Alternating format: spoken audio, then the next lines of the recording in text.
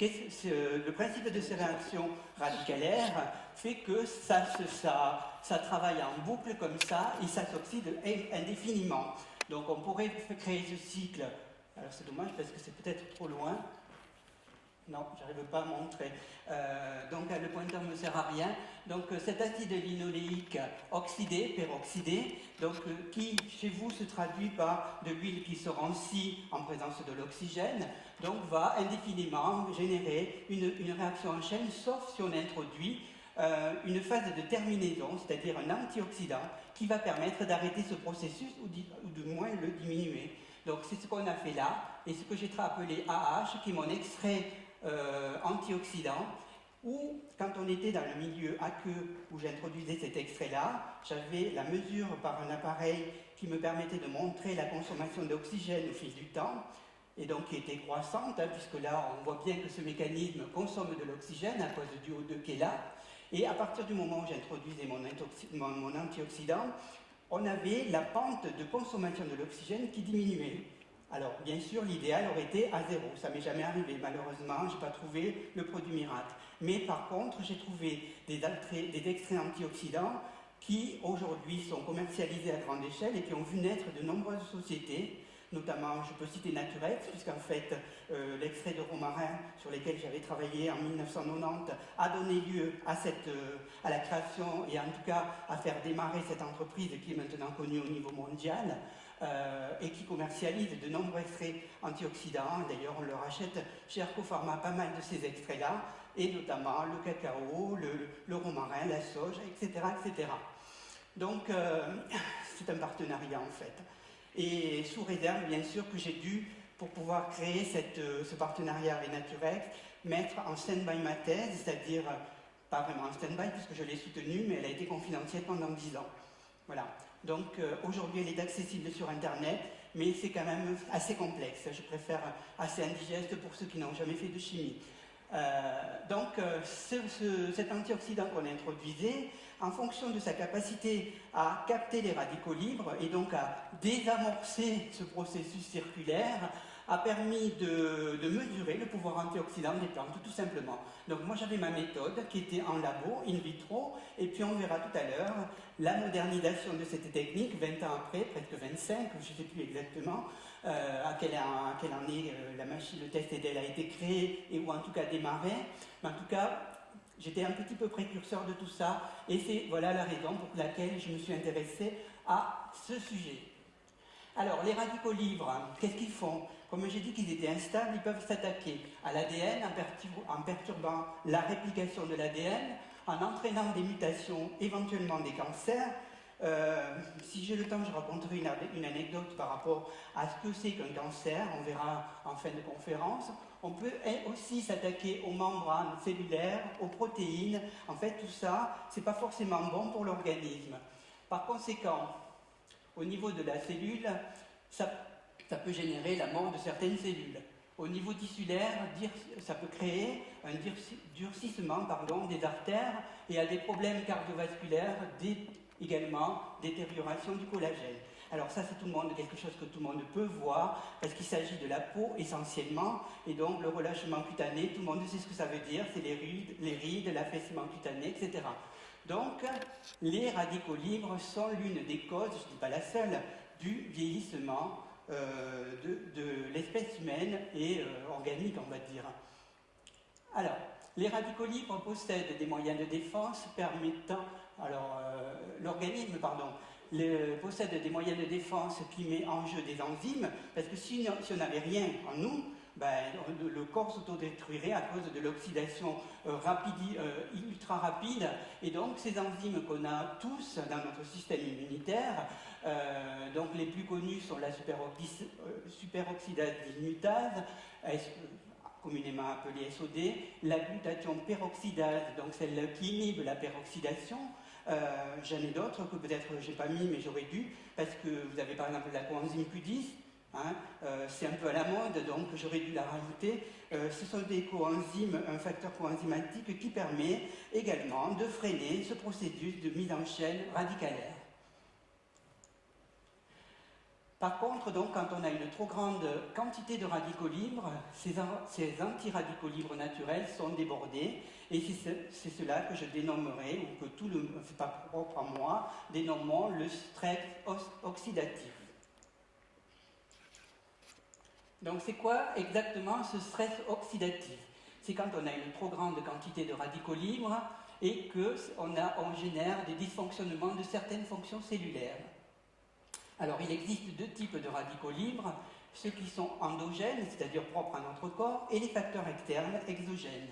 Donc, les radicaux libres endogènes sont générés pendant la production d'énergie par les mitochondries. Par contre, donc ça c'est physiologique, hein, c'est quelque chose de propre à notre corps. Et par contre, tout ce qui est exogène dépend forcément de nous, et c'est là que nous, on va pouvoir peut-être aussi adapter notre réponse.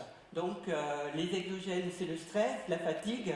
Alors, même moi qui prône l'anti-stress, je veux dire, j'ai failli arriver en retard parce que je n'arrivais pas à rentrer dans mes notes. Je suis passé devant je ne sais pas qui au guichet parce qu'il fallait que je sois ici à l'heure. Donc, le stress, même si on veut le maîtriser, on ne peut pas y échapper. Surtout quand on a des impératifs, des choses comme ça. La fatigue, pareil, on peut très bien avoir des coups de fatigue liés à du surmenage, liés à une hyperactivité, liés à des demandes de travail qui sont de plus en plus accrues, qui font que la société aujourd'hui fait qu'on demande toujours plus et encore plus. Donc bon, ben voilà, même si vous faites très attention à vous, à votre alimentation et tout ça, il y a quand même des choses sur lesquelles voilà, on n'est pas dans un vase clos et on est forcément envahi par tout un environnement. Donc l'exercice physique est intensif. Alors quand je parle d'intensif, on en reparlera surtout avec le questionnaire qui sert de base d'interprétation du test EDEL. Un exercice physique c'est bien, intensif c'est peut-être forcément un peu moins bien quand c'est trop répété et trop intense. La consommation, alors j'ai mis tabac, alcool, on pourrait dire drogue, etc. Hein. Donc là, je suis resté dans quelque chose qui est à peu près, banalisé. Donc évidemment, tous ces facteurs, tabac, alcool, sont des sources de stress oxydatif parce qu'ils vont permettre de générer de plus en plus de radicaux libres, plus que ce qu'il nous en faudrait. Et alors là, c'est tout à fait d'actualité. Hein. J'ai décollé la semaine dernière de Genève, la pollution atmosphérique, c'était une catastrophe. Alors aussi bien on ne le voit pas quand on est au ras du sol, mais quand on a décollé au-dessus de Mérin, un nuage jaune, gris, atroce, et on se dit mais on respire ça. Donc on respire ça, et donc la pollution atmosphérique va générer du stress oxydatif, va désorganiser nos cellules, et c'est pour ça que quelque part, même nos politiciens, que ce soit français ou suisses, se penchent sur la question de la pollution atmosphérique, la couche d'ozone, etc. Tout simplement parce que on sait très bien, et c'est reconnu maintenant, que c'est dangereux pour la santé d'être dans un mauvais environnement. Et enfin, quand je parle de rayons ionisants, on n'est pas à Tchernobyl, bien heureusement, on n'est pas du tout à ça. C'est pas Fukushima, la Suisse, mais quand même, ce qu'il faut savoir, c'est que inconsciemment, vous absorbez des rayons ionisants, qui ne sont pas forcément des rayons radioactifs, mais des rayons mais tout simplement ce qu'on appelle des rayons. Donc ces rayons, c'est peut-être le poulet que vous allez acheter, je ne dirais pas quelle marque de supermarché, mais qui aura subi une ionisation de telle sorte que ça lui améliore sa conservation. Donc en apparence, tout va bien, mais il aura eu une certaine dose qu'on comptabilise en kilogrammes et qui fait que la dose d'irradiation, même si elle est estimée sécurisée pour l'alimentation courante, n'empêche pas moins que c'est des doses répétées et multiples qu'on apporte à tout ce que l'on ingurgite et quasiment plus que ce que vous ne croyez. Alors au passage, j'ai quand même fait pour la Suisse instaurer par rapport au laboratoire Copharma qui il y a 20-25 ans avait un ionisateur dans l'usine parce qu'il fallait débactériser les plantes. Il a été muré, il n'existe plus, et on a mis en place un procédé de débactérisation par la vapeur sèche qui fait que ne dégrade pas les principes actifs, et donc les gélules que vous avalez et que vous achetez, notamment en Suisse, sont parfaitement sécurisées et sans ionisation. Donc pas de rayons gamma, là on parle simplement des rayons gamma, mais quand même ça n'est. Quand vous faites une radiographie, vous absorbez des rayons, etc., etc. Donc tout ça, on peut le mettre sous la bannière, désolé, mais il faudra que je change ma pile, du stress oxydatif. Alors, les antioxydants, notre système enzymatique et leurs cofacteurs, donc les cofacteurs, ce sont des minéraux qui se rattachent à l'enzyme. Vous en avez de plusieurs sortes, hein, donc le cuivre, le manganèse, le magnésium, le zinc, le sélénium. Donc tout ça, ce sont des oligo-éléments qui vont aider les enzymes et le système enzymatique à lutter contre le stress oxydatif. Vous avez donc une deuxième catégorie d'éléments qui vont également favoriser cette lutte du stress oxydatif. Ce sont les vitamines E, C, le bêta-carotène ou provitamine A également. Donc c'est pour ça que vous avez eu toute une vague de compléments alimentaires qui sont sortis dans les années 90-95, sachant que nous-mêmes, chez Arcofarma, on avait notre bêta-sélène, que peut-être certains connaissent, et qui existe toujours en France, que j'ai plus en Suisse, moi, pour des raisons de commercialisation, tout simplement, et de volume de commercialisation, mais que je trouve qu'il est toujours un très très bon produit. D'ailleurs, c'est pas pour rien si je vais faire pas mal de parallèles avec le bêta-sélène de Arcofarma, puisqu'il a servi de base d'études. Donc ces vitamines sont source d'antioxydants, et les polyphénols ou flavonoïdes. Alors les flavonoïdes, c'est un nom que personne peut-être ou pas beaucoup de monde connaît, mais ces flavonoïdes sont des pigments qui ont beaucoup de fonctions OH sur le phénol et donc qui ont cette capacité également à piéger les radicaux libres. Donc les flavonoïdes, aujourd'hui, si vous allez dans la nature vous balader, qu'est-ce que c'est comme fleur actuellement? C'est la narcisse, c'est la jonquille, la petite pensée, pas la pensée, mince, petite fleur jaune, pas les pâquerettes, ça va me revenir, non pas le calendula. Donc beaucoup de fleurs jaunes actuellement, et en ce moment les flavonoïdes sont quand même en train d'éclore partout dans la nature, sous forme, alors bien sûr il y en a dans les feuilles, hein, donc on ne les voit pas sous forme de pigments jaunes, mais dans les fleurs ça se voit, et c'est les premières fleurs qui viennent au printemps. Donc pour vous donner une image des flavonoïdes, que vous rappeliez quelque chose, donc tous ces trois familles vont piéger les radicaux libres, renforcer le système immunitaire et lutter contre le vieillissement cellulaire. Et tout ça, ça permet de combattre notamment, en plus du stress oxydatif, l'asthénie, qui est une source de vieillissement accéléré.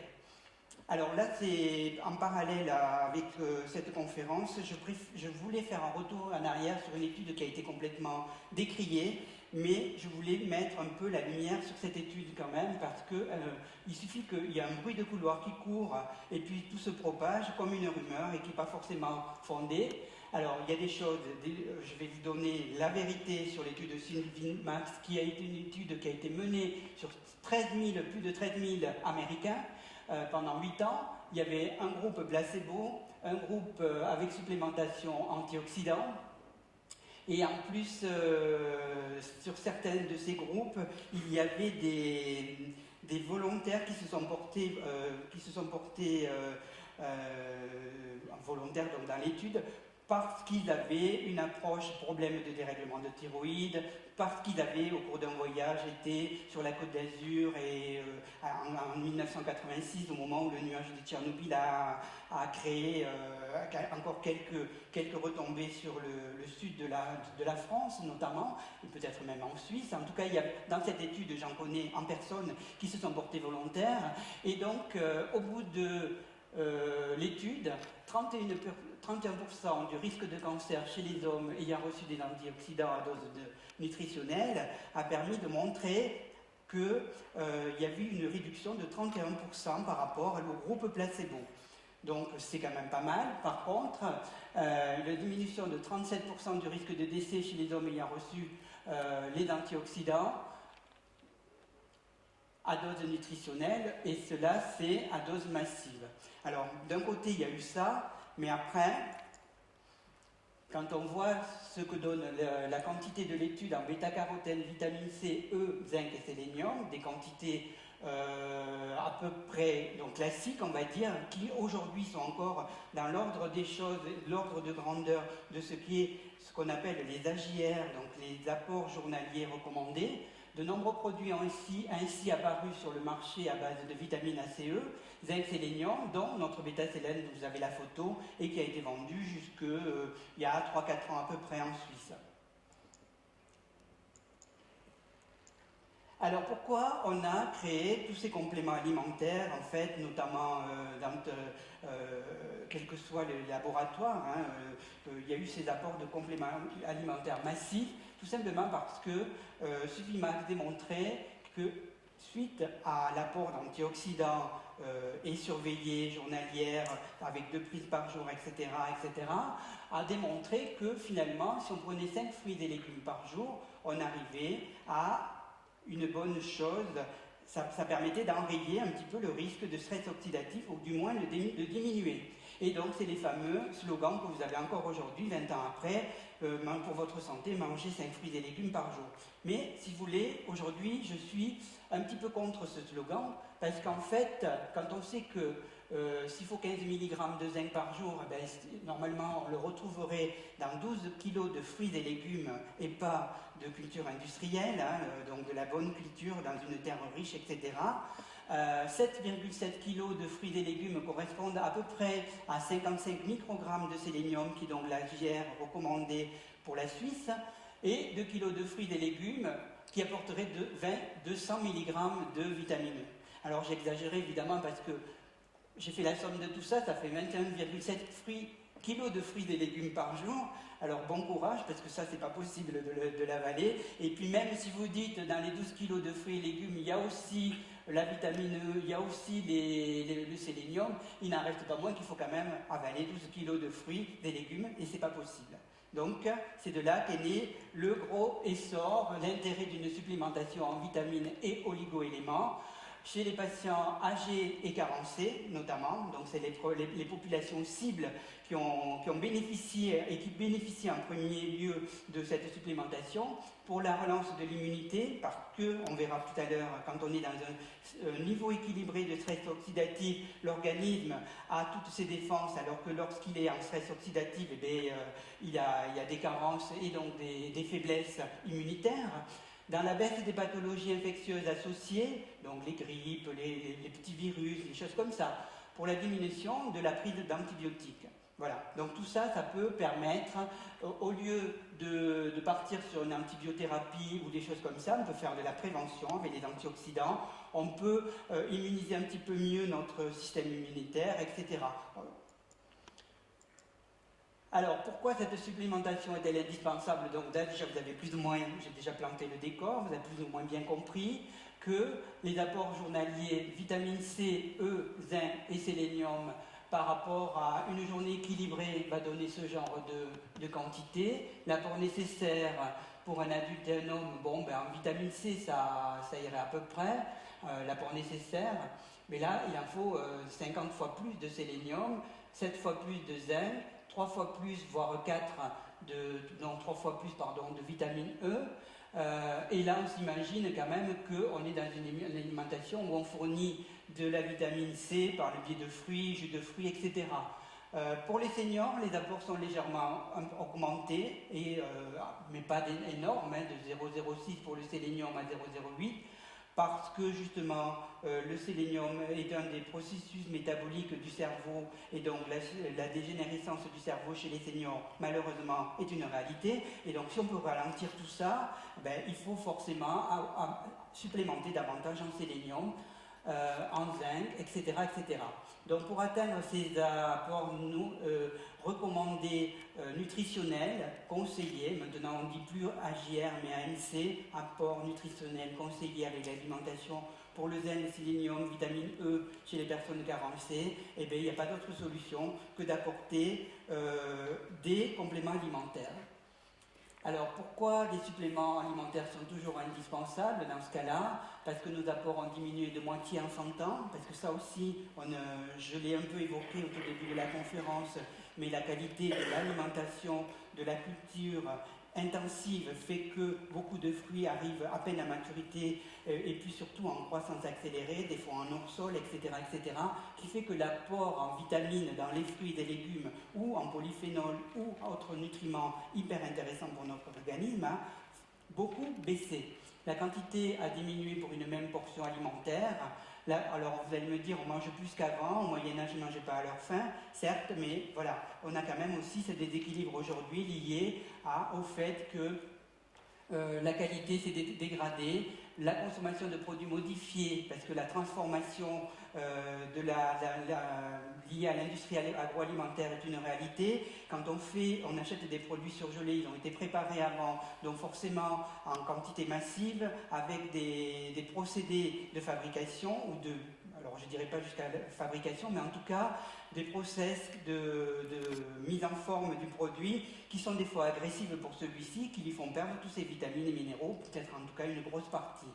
Selon une étude du Val-de-Marne par exemple, donc, on voit que la quasi-totalité de la population ne recevait pas par l'alimentation les apports journaliers recommandés en vitamine E et 80% des adultes ne disposaient pas de l'apport suffisant en zinc. Et pourquoi ? Parce qu'on va voir que ce sont des nutriments qui ne sont pas forcément dans toutes les substances alimentaires. Et donc forcément, soit on se focalise sur ces aliments, mais on va au détriment faire de toute manière un déséquilibre sur des protéines ou autres. Donc on va peut-être maintenant aborder cette notion d'équilibre, parce que les suppléments, c'est bien, c'est une bonne chose, mais il faut rester dans des doses normales. Et c'est là que l'histoire de Suvimax a dérapé, c'est que cette étude a démontré que quand on avait les doses recommandées, on avait une amélioration par rapport au risque placebo sur les risques cancérigènes, etc. Par contre, d'autres études, il y en a eu des centaines, avec moins grosse échelle, où on en faisait ingurgiter des doses massives d'antioxydants. Donc par exemple, 3 grammes de bêta-carotène, si vous avez retenu la diapo d'avant, c'était 4,8 mg. Donc vous imaginez la quantité multipliée, donc 3 grammes c'est 3000 mg, donc je vous laisse faire le calcul, donc c'est des doses de cheval comme on va dire. Hein. Donc ce qui veut dire qu'avec ces doses-là, on a remarqué donc, que les antioxydants pendant les années ont été très controversés à cause de ces études et qui provoquaient des effets inverses. Et donc là, si on arrive à la notion d'équilibre et la nécessité de mesurer par le biais d'un test fiable le stress oxydatif, parce que trop d'antioxydants tue l'antioxydant, entre guillemets, c'est pas ce que je voulais dire, mais quelque part, trop c'est trop. Donc cette notion d'équilibre, il faut la respecter. Donc les produits homologués en Suisse, notamment les nôtres, vous garantissent cet apport et ce respect. Alors là, vous avez un petit schéma qui vous permet de comprendre, c'est un peu un peu la réplique du premier que je vous avais montré au début, c'est toujours cet oxygène superoxyde, donc on appelle aussi l'anion superoxyde, parce qu'il a une charge négative, mais il y a un petit point blanc là qu'on voit, et donc c'est ce qui traduit cet électron libre, qui fait qu'il est hyper réactif, donc avec l'oxygène il donne le peroxyde d'oxygène, et en milieu hypochloreux donne l'acide hypochloreux, donc la fameuse eau de Javel que vous connaissez. Donc cette molécule est hautement réactive, du fait de son électron célibataire, fait que l'oxygène a du bon, mais aussi du mauvais. Donc c'est le fameux paradoxe que j'appellerais le paradoxe de la vie, parce qu'il nous faut de l'oxygène pour respirer, pour vivre donc, mais l'oxygène nous tue à sa façon. Donc il est tout simplement parce qu'il est source de radicaux libres. Donc c'est une façon aussi d'illustrer cette notion d'équilibre qu'il faut bien appréhender. Il ne faut pas à tout prix se rabattre sur les antioxydants sous prétexte que ça fait maintenir jeune, etc. Voilà. Donc, quand vous avez une balance, tout le monde comprend. Si vous avez la même chose des deux côtés, c'est équilibré. Donc là, imaginez votre production de radicaux libres dans le corps en fonction de votre rythme de vie, vos habitudes alimentaires, vos habitudes sportives, etc. Vous avez un certain niveau. Et en face, vous avez les mécanismes endogènes des défenses antioxydantes. Donc, quand c'est équilibré, il n'y a besoin de rien. Voilà. Alors, le test EDEL dont je vais parler et que je vais vous expliquer montrera comment on fait pour le détecter, cette notion d'équilibre. Donc, à l'inverse, évidemment, quand vous avez le déséquilibre et que la production est accrue de radicaux libres par rapport à on a donc forcément une diminution des mécanismes de défense, une vulnérabilité, et c'est ce que, donc, je pense que vous commencez à comprendre maintenant et un peu plus à toucher du doigt, l'histoire, la notion de stress oxydatif. Donc, l'excès des excès que j'ai mis avec la petite astérix, il y en a une liste, mais elle n'est pas exhaustive non plus. Tabagisme, excès d'alcool, exposition à des rayonnements, X, ultraviolets, donc je n'ai pas parlé de toutes les personnes qui se dorment sur la plage. Alors c'est bien d'avoir des rayons ultraviolets à filtrer évidemment, hein. C'est pour ça qu'on utilise les crèmes, parce qu'il y a les UV nocifs et les UV bénéfiques, qui sont ceux qui synthétisent la vitamine D et qui sont très très intéressants pour l'ossature. L'inflammation chronique, la surcharge en fer, le vieillissement, le sport excessif et trop intense aussi, ça peut, l'alimentation déséquilibrée, etc. Donc voilà, c'est pas exhaustif, vous pouvez avoir la pollution, etc., et tout un tas de choses qui vont faire que tous ces électrons libres qui sont schématisés là un peu comme des guerriers ou quasiment comme des balles de fusil ou de pistolet, hein, on peut imaginer que ces électrons libres, plaf, ils vont s'attaquer à tout ce qu'ils trouvent, tout simplement parce qu'ils ne vont pas trouver l'âme sœur et donc ils vont créer des mutations de l'ADN, cancer, l'altération des protéines de la cellule notamment, et ce qui fait qu'on a souvent une rigidification des membranes et donc qui se traduit de façon visible par exemple, hein, c'est un exemple, l'arthrite rhumatoïde, la peroxydation des lipides, athérosclérose, l'oxydation du glucose, et ça donne des complications au niveau du diabète. Et donc quand on sait qu'aujourd'hui, une des maladies qui monte en flèche dans cette alimentation liée notamment à cette alimentation moderne, qui fait que les exhausteurs de goût salés, qui ont été longuement décriés, ont été remplacés par des exhausteurs de goût sucrés, fait que du coup, entre tous ces apports qu'on a contribué à amener à notre corps et dont il n'a pas besoin, font que ceci dégénère, un déséquilibre au niveau de l'insuline et de la production. Donc ça, c'est au niveau pancréatique, au niveau, donc on touche carrément les organes vitaux et bien sûr, avec l'âge, font qu'on se fragilise et on peut générer des gros problèmes. Les antioxydants pour qui? Donc on l'a vu tout à l'heure, hein, j'en ai donné une liste pour lutter contre le stress oxydatif. Alors les fumeurs, le vieillissement par les articulations émonctoires. Alors le vieillissement des émonctoires, donc je vous ai expliqué là juste par rapport à problème de diabète qui monte en flèche au niveau mondial. Les émonctoires, donc tous ces émonctoires, reins, peau, intestin, poumons, j'en oublie un, le foie notamment le plus visible c'est celui de la peau, donc celui de la peau, tout le monde voit bien que les rides apparaissent, etc. Mais ce qu'on ne voit pas, c'est ce qu'il y a à l'intérieur, et c'est la même chose, et c'est pire même. D'accord? Donc la pollution, ce sont les détoxifiants qui vont permettre de lutter un peu contre ça, c'est une idée, hein, il y en a peut-être d'autres. L'alimentation peu équilibrée ou de mauvaise qualité, alors quand je mets industriel, hein, je cite personne, et puis c'est simplement pour faire opposition à l'alimentation traditionnelle, écologique, et puis surtout de mode de production non intensif. Tout simplement parce que la rapidité de croissance d'un végétal ou même d'un animal fait que, au bout d'un moment, la qualité s'est altérée. Donc la vie stressante, l'absence de sport, ralentissement des maladies dégénératives. Et donc on a à peu près fini la première partie, je suis à peu près dans les temps.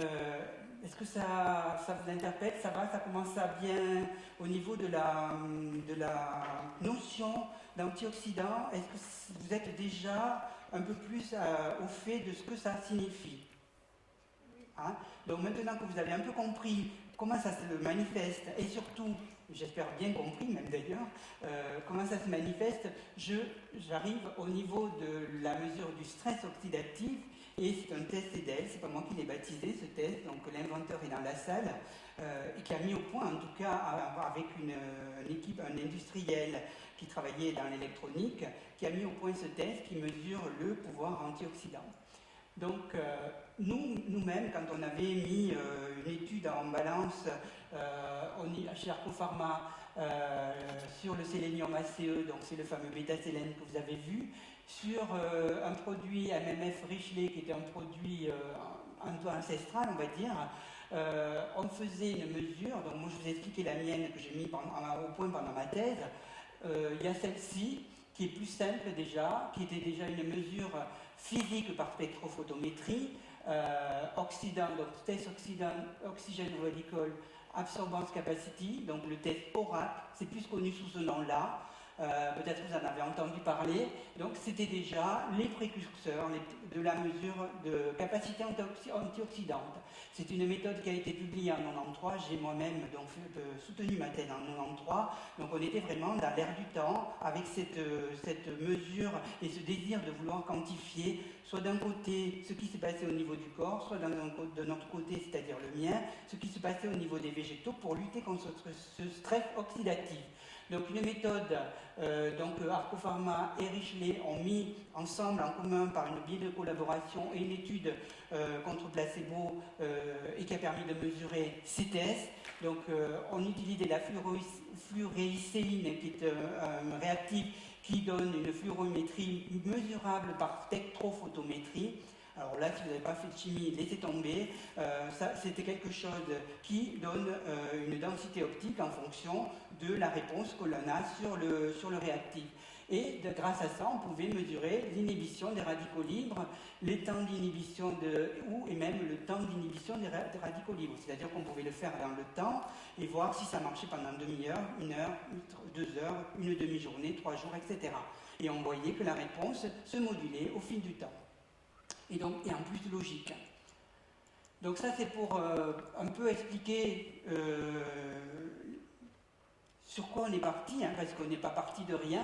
Et puis donc là, à partir des... Alors c'est année, Monsieur Tacchini, vous pouvez m'aider, à partir de quelle année vous avez commencé à éditer le test EDL et avoir la mesure et la fiabilité de ce test? C'était en 2005. Donc vous voyez, c'est pas si vieux que ça. Donc, et donc aujourd'hui toujours en vigueur et de plus en plus plébiscité. Donc le professeur Tacchini me fait l'immense plaisir d'assister à cette conférence, qu'il n'a pas vu en plus, donc avant. Et j'espère que ça lui conviendra. En tout cas, aujourd'hui, moi, je suis quelqu'un de convaincu sur le pouvoir et la mesure de ce test, parce que je trouve qu'au fur et à mesure que je fais ce test à des personnes, et j'ai eu beaucoup de cas, mais complètement différents les uns des autres, qui font que quand on a un questionnaire et des choses qui s'écartent, parce qu'on a un masque qui permet de montrer par rapport à des cases qui s'éloignent du masque idéal, on va dire, on peut expliquer les écarts de score mesurés par ce test EDEL, et c'est assez fascinant, je trouve. Donc je vous invite évidemment à le faire dans la journée, vous ne payerez rien pour une fois, alors profitez-en. Donc l'EDEL for Life a développé une technologie unique pour mesurer l'état du système de défense antioxydant dans les fluides biologiques et en seulement 20 secondes, donc c'est une sacrée performance. Cette percée technologique a été développée en collaboration avec l'étude avec l'École Polytechnique Fédérale de Lausanne, le PFL, donc ça me fait énormément plaisir de présenter cette conférence, bien sûr à Lausanne. C'est normal que je commence par Lausanne pour expliquer tout ce procédé. Et donc, bien sûr, je rends à César ce qui est à César par le professeur Tacchini. Donc, l'EDEL technologie unique peut être appliquée à différents domaines d'activité tels que la médecine anti-âge, le bien-être. Donc, on peut très bien avoir un plus dans son salon avec, si on a un espace wellness ou des choses comme ça, pour apporter une réponse différente de ce que peuvent faire le commun des instituts, ou même, et c'est surtout ce qui avait motivé, je sais, le professeur Tacchini, parce qu'en fait, son acolyte qui a développé le test, donc ingénieur en électronique, était fervent sportif de haut niveau, et donc a voulu voir, en fonction de l'intensité de l'effort physique qui était apporté, quelle était la réponse à apporter au corps, ou en tout cas, comment ménager son corps après l'effort. Voilà. Peut-être que c'est né de là, peut-être qu'il nous confirmera tout à l'heure, mais en tout cas, ça peut s'orienter énormément sur les sportifs, et notamment dans les instituts de remise en forme. Donc pour notre part, nous l'utiliserons afin d'évaluer le niveau de défense antioxydant et proposerons, en cas de déficience notamment, du système antioxydant, des apports d'antioxydants, des conseils d'hygiène et de vie diététique. Ça s'arrête là. Je ne suis pas médecin, je ne vais pas vous dire il faut prendre ça, ça et ça, je ne vais pas vous faire une ordonnance, hein, on est bien clair. Nous, on a un test qui mesure et on fait une interprétation. J'ai suffisamment un niveau qui me permet de juger de façon fiable ces interprétations, mais je ne ferai pas ce que j'appellerais un diagnostic, vraiment, d'accord ? Donc, voilà. Donc, le principe du test, c'est que vous allez mesurer le système de défense antioxydant à partir d'une goutte de sang prélevée au bout du doigt.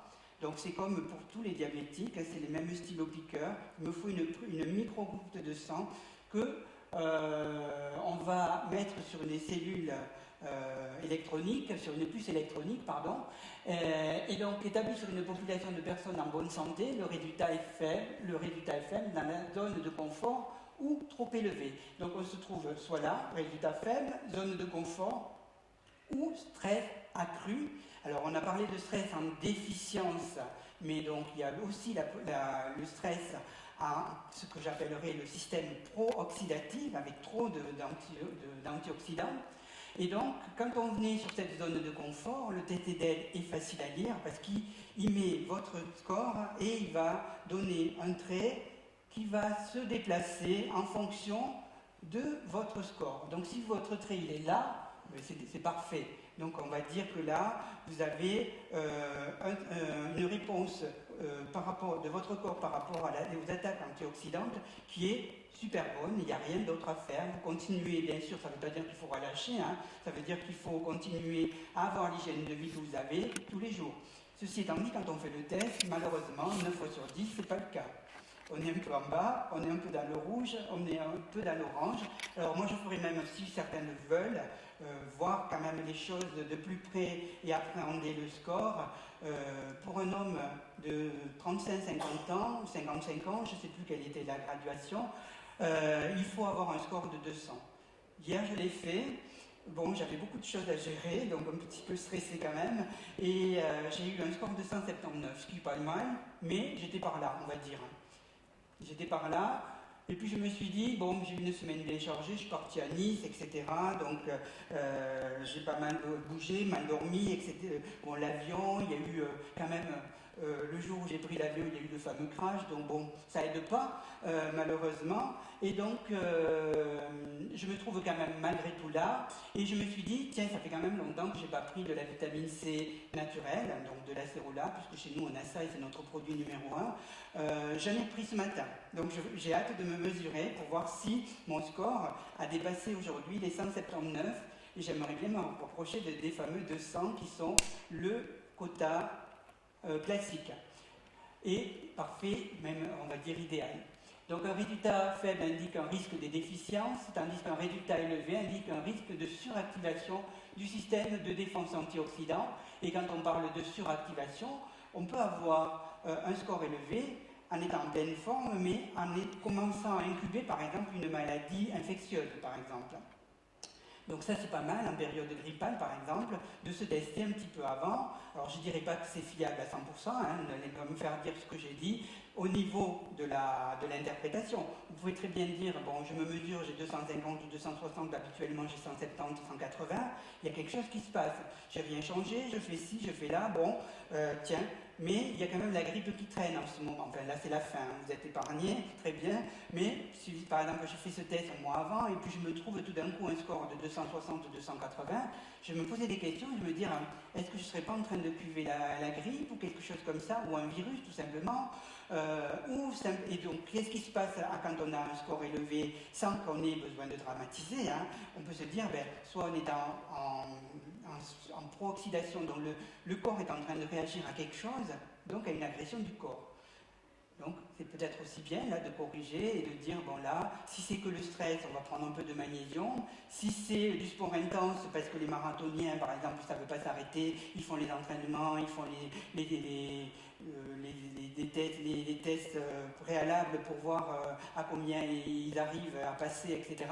Donc là, peut-être ils abusent un peu trop, et donc là, il faudra peut-être se calmer, parce que peut-être aussi que le jour de la compétition, finalement, s'ils ont mis un peu toutes les forces et la concentration de leur corps à pousser jusqu'aux dernières limites pour la compétition, mais peut-être que le jour de la compétition, il aura trop tiré sur la ficelle, comme on dit, et là, il n'arrivera peut-être pas à finir son marathon ou à finir sa course, ou le skieur va déraper au dernier moment parce que voilà, il y a quelque chose qui fait qu'il y a la fatigue intense qui a été développée à cause de ce risque accru de stress oxydatif.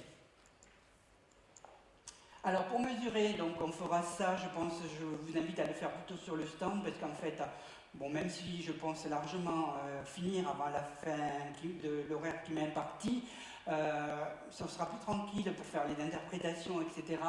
Donc tout ça, on fait la petite machine, je peux vous la montrer quand même, parce que c'est aussi une performance, c'est pas la grosse machine qu'on peut avoir dans les hôpitaux, et c'est tout simplement une prouesse de technologie, voilà, pardon, au niveau de la capacité. Alors bon, on pourrait très bien se balader avec ça en permanence, il suffit de le connecter par un cordon USB à ce niveau-là et par un ordinateur ou une tablette, et en 20 secondes, cette machine-là, une fois que vous avez mis de ce côté la cellule avec la gouttelette de sang, bien sûr la gouttelette de sang vers l'extérieur, hein, donc il n'y a pas de risque de contamination possible, va vous donner votre score. Donc voilà, ça se présente comme ça, la machine Edel, c'est un dispositif médical avec marquage CE d'ailleurs, donc parfaitement homologué par l'université de l'EPFL, et donc vous pourrez venir voir tout ça, comment ça se présente et comment on le gère.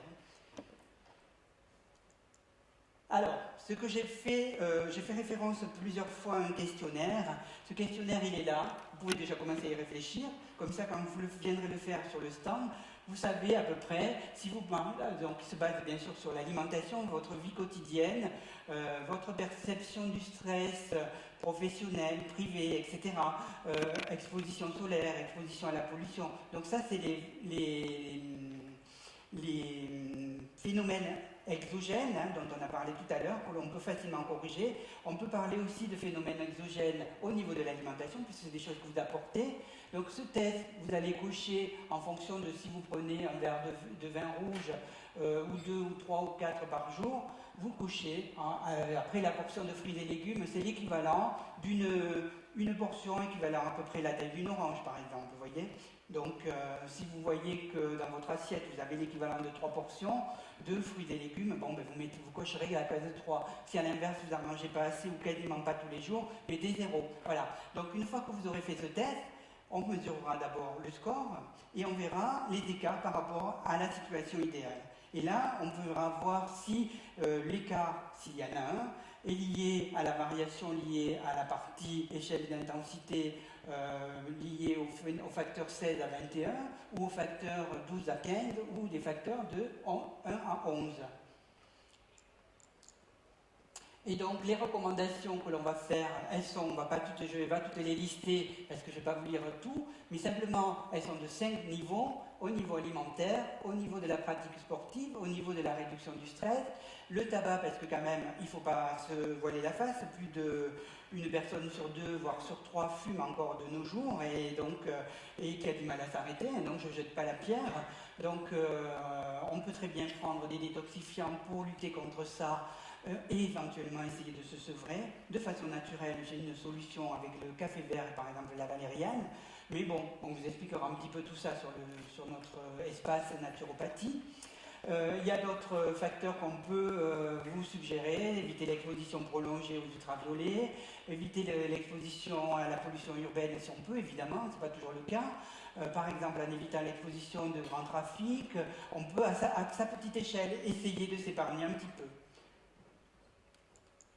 Et enfin, on arrive sur la troisième partie. Donc, à partir du moment où vous aurez eu votre thèse, votre interprétation et les conseils qu'on peut vous donner, on revient sur l'espace de la phytothérapie, qui est mon vrai métier. Hein, puisque je suis phytochimiste et j'ai voulu étudier la chimie des végétaux pour comprendre un petit peu ce que ça peut apporter de bien à l'organisme.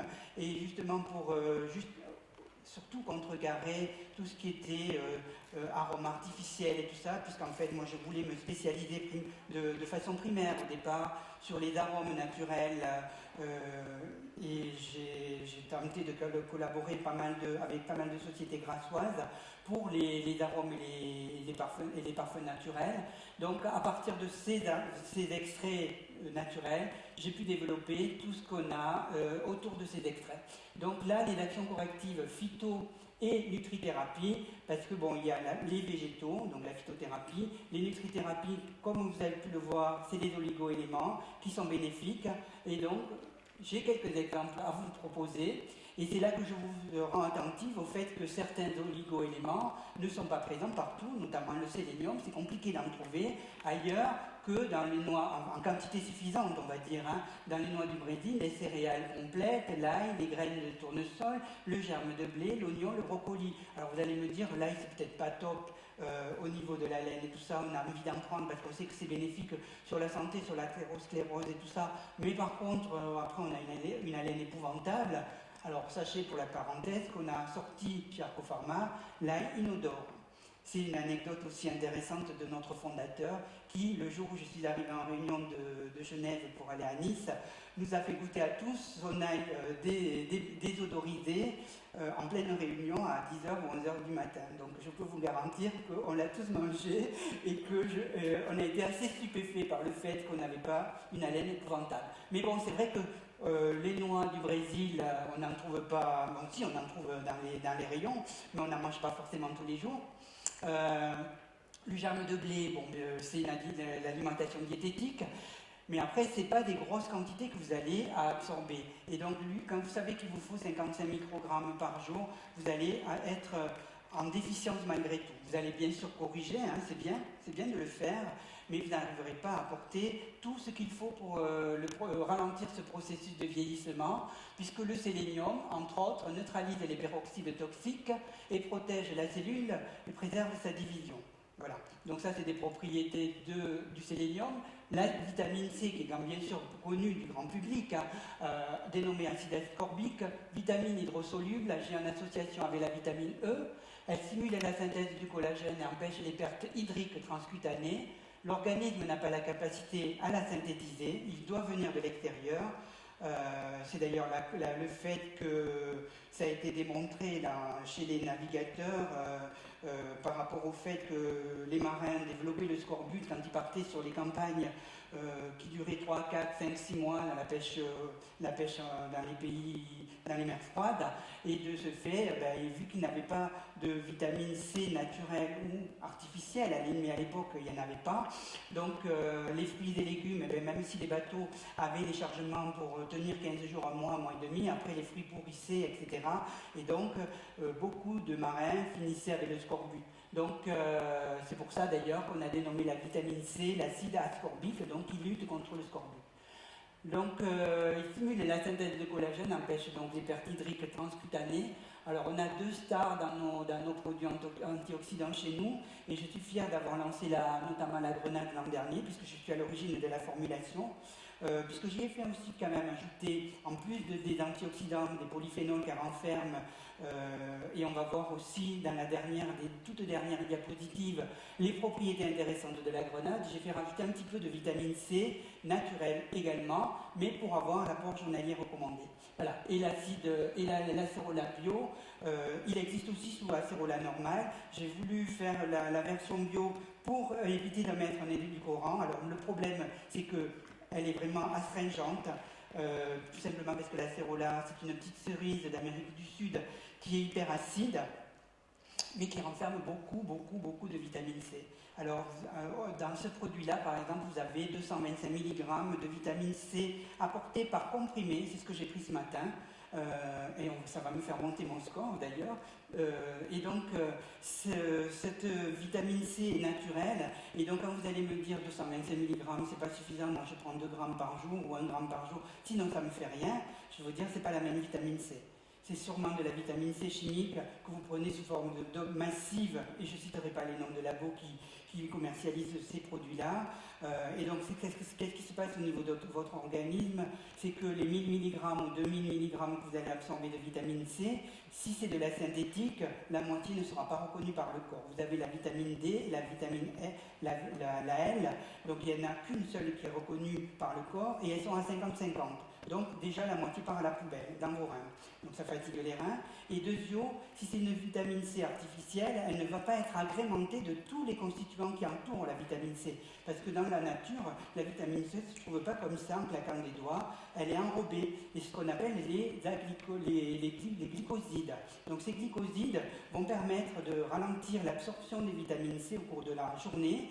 Et donc ça va permettre de diffuser au sein de votre organisme la quantité de vitamine C nécessaire tout au long de la journée. Et donc, ce qui est de bien avec ce type de vitamine naturelle, c'est que du coup, du fait qu'elle est absorbée lentement, elle va être mieux assimilée. Donc là, sur les 50% de 1000 mg, vous en avez déjà perdu la moitié. Et sur la moitié restante, la moitié est passée trop vite. Donc qu'est-ce qu'il vous reste finalement? 250 mg à tout casser. Et comme c'est absorbé très vite, ça va vous faire un pic. Ah oui, vous dites, ah oui, ça marche bien. Hein. Une heure après, vous êtes survolté. Et après, vous avez le coup de pompe. Voilà. La vitamine C naturelle n'agit pas comme ça. Donc c'est très bien fait. C'est pour ça que quand vous mangez des fruits et légumes, vous allez être en forme et vous n'allez pas avoir forcément tout d'un coup l'envie de sauter au plafond. Voilà, vous êtes bien. Et donc ça, c'est à peu près la réponse qu'on a pu apporter grâce au fait qu'on a une vitamine C naturelle. Donc sans excipient nocif, évidemment, puisqu'elle est bio, et surtout, là, pour la version bio, sans édulcorant. Alors par rapport à la version non bio, c'est le même extrait, je vous rassure, c'est exactement le même extrait, le même fournisseur qui fournit le produit. Ceci étant dit, il y a des conservateurs dans la non bio parce qu'on n'a pas tout à fait la même composition. Et c'était la première. Je vous parle d'un produit qu'on vend de moins en moins, mais qu'on vend encore parce que malgré tout, il y a une différence de prix. Je suis désolée, mais moi-même, j'aimerais bien pouvoir commercialiser ces deux produits au même prix, mais ce n'est pas possible. Celui-ci me coûte plus cher en achat et forcément à la revente, tout simplement parce que dans la formulation, pour arriver à stabiliser le produit sans conservateur, c'est plus difficile. Voilà. Et donc sans édulcorant, chimique non plus, pour éviter d'avoir des sucres qui s'additionnent à tout ça. Donc voilà, la version, je dirais, idéale aujourd'hui sur le marché. Pour avoir fait une étude concurrentielle de ce produit, on est largement leader. C'est notre numéro 1 aujourd'hui en Suisse. Et on est loin devant tous les autres avec ce produit-là. Donc vous pouvez me faire confiance, tous les gens qui l'ont essayé l'ont plébiscité. C'est pas pour rien si je l'utilise aujourd'hui et bon, je fais des cures, j'utilise pas ça à long cours, je vous expliquerai un petit peu, mais je trouve que ça permet de, quand on sent un petit coup de pompe comme ça, où on se dit tiens le score il est un peu bas, hop, le lendemain ça va très bien, tout va bien aujourd'hui. Donc la vitamine E, c'est dénommé le tocopherol, vitamine liposoluble qui protège les acides gras insaturés, les protéines et l'ADN contre l'oxydation. Alors la vitamine E, on l'a dans des préparateurs solaires parce qu'on sait que le stress oxydatif est très important lorsqu'on s'expose. Donc on a des préparateurs solaires qui permettent d'éviter d'attraper des coups de soleil si bien sûr vous prenez suffisamment de temps à l'avance. C'est pas miraculeux, il faut minimum un mois et demi, voire 2 mois pour améliorer la pigmentation de la peau, parce qu'en fait, quand vous allez sortir de l'hiver, bon, on ne peut pas dire encore qu'on soit bien au printemps, même si on l'est, donc avant de commencer à se dévêtir, à faire respirer notre peau, il va falloir attendre bien souvent mi-mai, début juin, et puis hop, tout d'un coup, il fait 35 degrés, on s'expose, et puis là, on devient rouge carotte, et tout simplement parce que la peau n'a pas été préparée, et donc la vitamine E, elle, dans des compléments préparateurs solaires à sa place pour prévenir de l'oxydation et de la photosynthèse, notamment les rayons UV, etc. Donc on la trouve dans les huiles, principalement tournesol, noix, arachide, sésame, olive, amande, donc tout un tas de bonnes huiles en fait. Et après, bon, donc dans certains légumes, choux verts, salsifis, poivrons.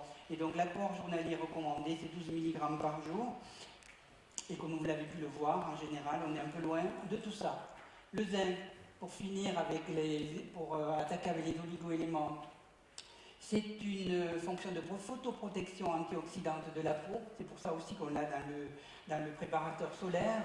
Il induit la synthèse des protéines qui protègent contre les radicaux libres, intervient dans la croissance et la division des cellules, et participe à la synthèse du collagène et de la kératine. Donc on le trouve là, le zinc dans la viande, les œufs, les produits laitiers, les céréales, les huîtres. Donc dose maximale recommandée 15 mg par jour. Sachant que ça a été modifié depuis janvier 2014 jusqu'avant 2014, c'était 10 mg par jour.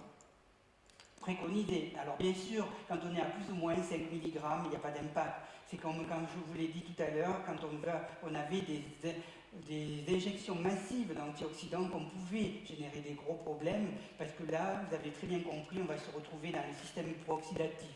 Le zinc, donc, il est aussi indispensable à la cicatrisation et au maintien de l'élasticité cutanée. Et c'est très intéressant aussi de s'intéresser à la chrononutrition. Donc j'ai un très bon client qui a aussi un institut à Lausanne et qui travaille aussi sur Genève, qui est le docteur Lecomte, et qui travaille sur la micronutrition.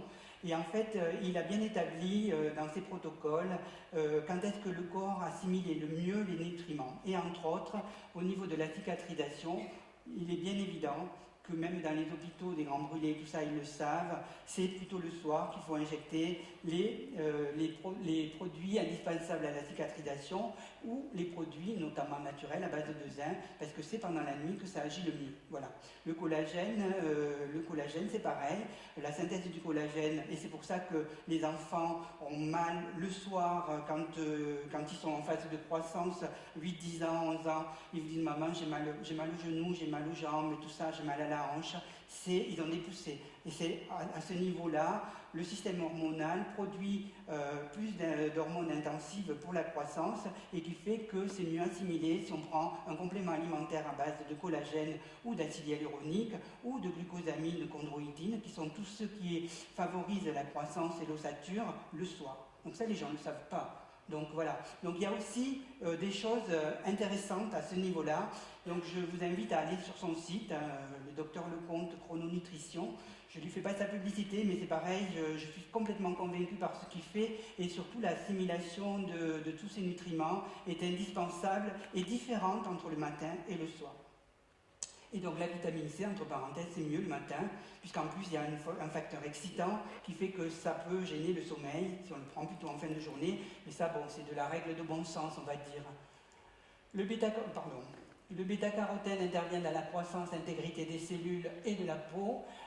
Il est intéressant en cas de dessèchement de la peau, épaississement de la couche cornée de la peau, effet protecteur contre les UV. On retrouve notre préparateur solaire qui peut servir d'antioxydant, même en dehors des périodes d'exposition, puisqu'en fait il contient et participe à l'hydratation et la cohésion des tissus. En cas de carence, il y a les fameux relâchements de la peau, la diminution et l'épaisseur de la peau. On parle souvent de relâchement, mais souvent, quand on peut prévenir aussi le vieillissement, quand on s'aperçoit de la finesse de la peau. Et chez les femmes, c'est le problème qu'ont les femmes par rapport aux hommes, je suis désolée, j'y suis pour rien, c'est que au moment de la ménopause et des changements hormonaux, et donc en phase de préménopause, la peau subit par le biais de ces changements hormonaux une différence d'épaisseur de l'épiderme et elle a tendance à diminuer fortement, et c'est là qu'on a souvent les relâchements. Donc vous pouvez travailler en prévention avec des crèmes externes, mais aussi en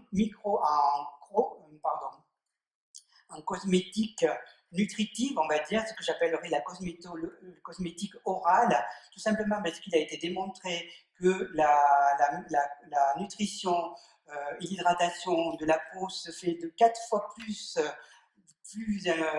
efficace, de façon efficace par l'intérieur de la peau que par l'extérieur. Donc bien sûr, on peut cumuler les deux, l'un n'empêche pas l'autre. Vous pouvez très bien mettre votre crème hydratante ou anti-rides ou votre lifting du matin, tout en prenant des gélules qui vont vous permettre d'hydrater votre épiderme, plutôt votre endoderme, c'est-à-dire par-dessous, et tout simplement parce que c'est 4 fois plus efficace. Et ça, c'est démontré. Donc la petite anecdote, c'est que l'acide hyaluronique a été découvert sur les crêtes de coq, tout simplement parce que ça a intrigué un chercheur qui se demandait comment faisait le coq pour avoir toujours sa crête bien droite. Et en fait, c'est cette densité qu'a l'acide hyaluronique à maintenir une hydratation intensive et surtout une matrice intracellulaire importante, et donc maintenir cette rigidité. Donc, l'apport recommandé, 120 mg par jour, c'est pas vraiment un AJR qui fait partie des ordonnances réglementaires suisses, parce que l'acide hyaluronique est toujours pas très bien positionné au niveau réglementation en Suisse. Il faut passer par le biais de l'OSAF, c'est-à-dire l'ancien OFSP, pour faire des enregistrements, ce que nous sommes en train de faire pour notre gamme Expert Skin, qui contient des compléments alimentaires à base d'acide hyaluronique, de collagène, de bourrache, d'onagre, etc., etc. Voilà. Donc, c'est la nutricosmétique orale et ces antioxydants d'une autre génération, on va dire, hein, et qui contribuent également et efficacement à lutter contre le vieillissement.